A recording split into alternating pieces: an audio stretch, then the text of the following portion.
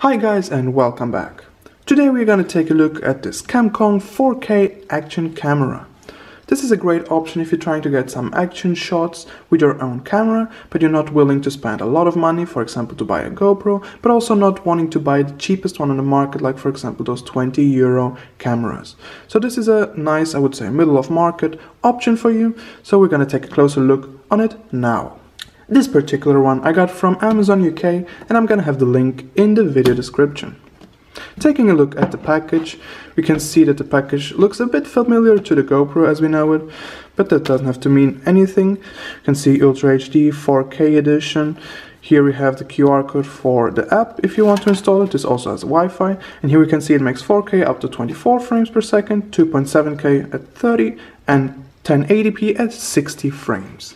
Here we have the plastic, which comes off very easily. I'm gonna put this aside, and if we pull the whole box out, we have a second box inside this box, and here you can see what comes. The camera is right on top here, and I'm gonna unscrew it very quickly, and there was a protective cover on the lens, both from the waterproof housing and from the camera. I'm gonna put it aside for now. Here you already have the first clip, which you can use on the accessories which are included. Opening the box, what we have here right away is a second battery.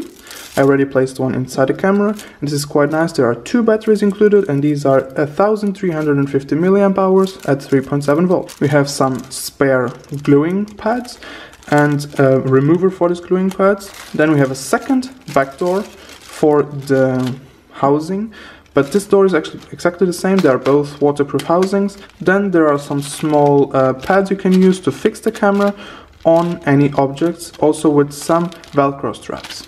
Right after, we have some of these gluing pads where you can stick these clips in, and you can glue them onto a helmet, for example, or any other surface where you want to mount the camera. Furthermore, we have some mounts for all the GoPro, some adapters, a 3.5mm tripod mount for the GoPro, so you could also mount it on a tripod. Here we have a cleaning towel, maybe for the screen.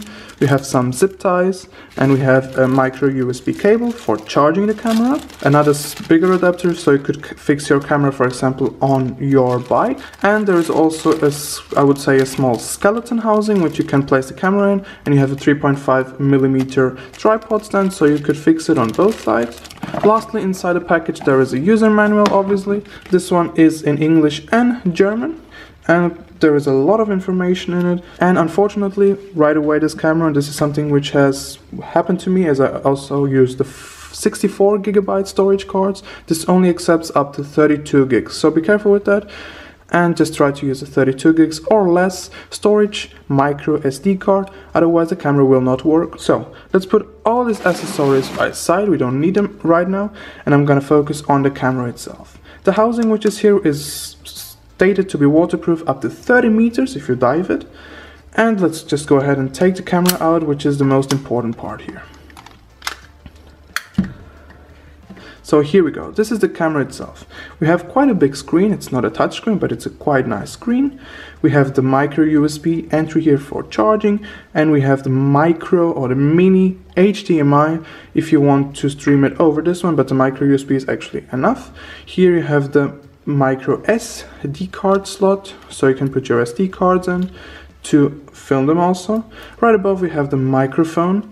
On top we have the OK or the shutter button with a small indication LED. On the left we have a down and up button, and the up button is also a Wi-Fi button.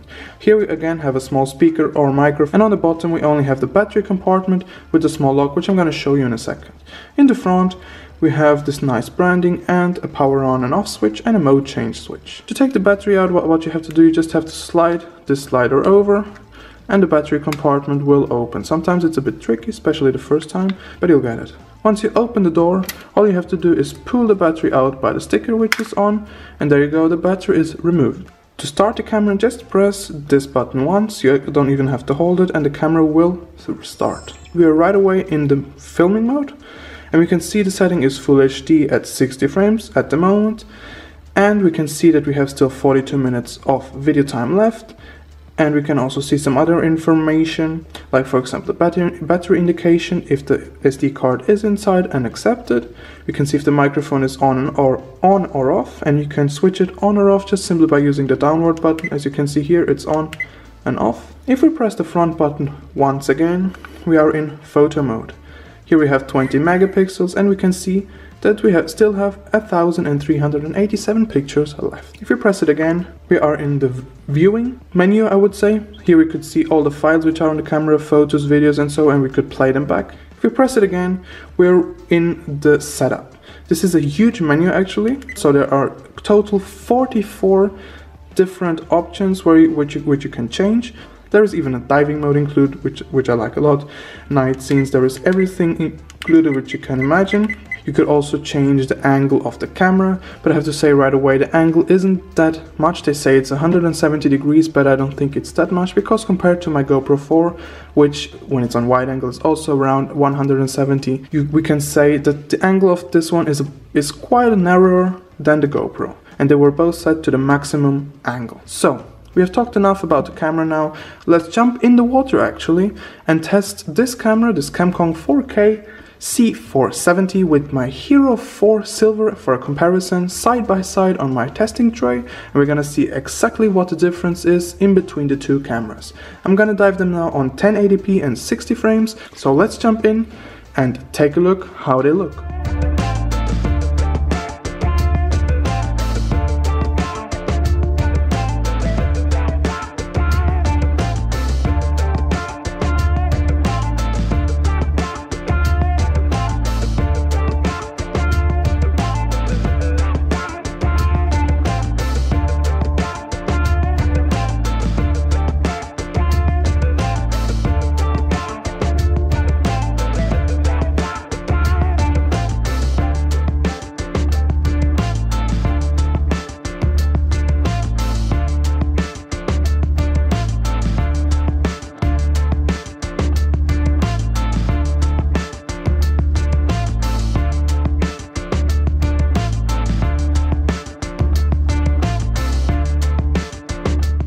So I hope you got a better idea now. I added some overwater shots, for example in the garden where I was, so you could see some more of the color balance, how the camera captures it compared to the already known GoPro, which is very good in that aspect.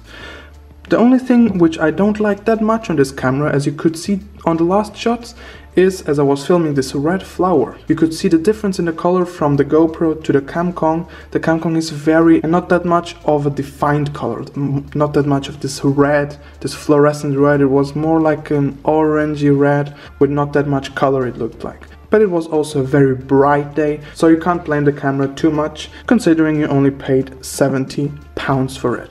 Lastly, I have two main negative aspects about the camera, and I summed also up the main 4 positive aspects.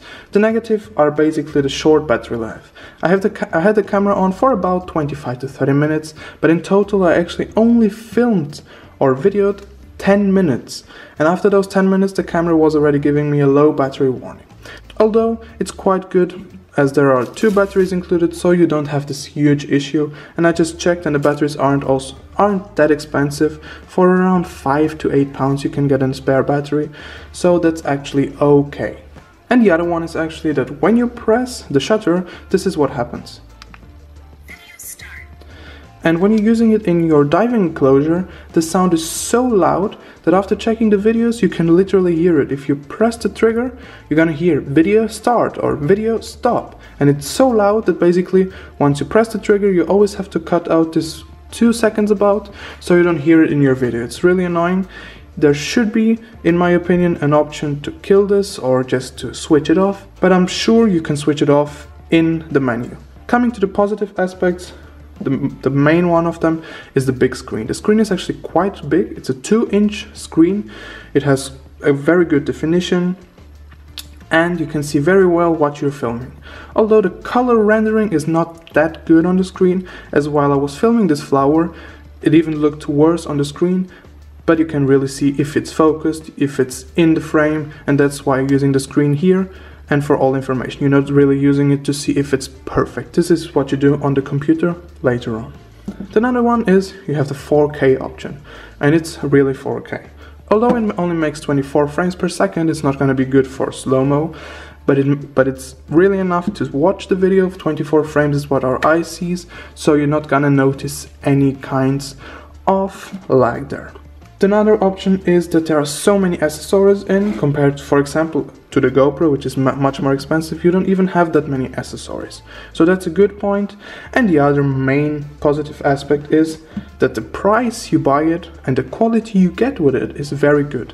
So the ratio is actually great. You're paying £70 and you're getting quite big amount of accessories, but you're also getting a good camera with good quality video, good quality photos for the price you paid. Obviously, if you compare it side by side with a GoPro, which costs 400 or even more euros, you're not gonna get the quality of that one, but it also only costs a fraction of that price. Having given you that to consider, I think it's a great option if you're trying to seek a good camera which has a good performance, a good price, and still gives you very, very good images and videos, especially if you can't afford a very high-priced camera.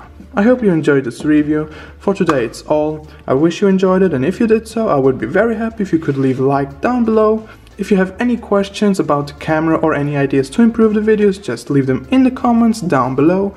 And if you liked this video, go check also my other videos about underwater lights, camera and accessories. Maybe you enjoy them, and if you do so, I would be very happy if you could subscribe to my channel right here, and I hope to see you next time. Stay tuned.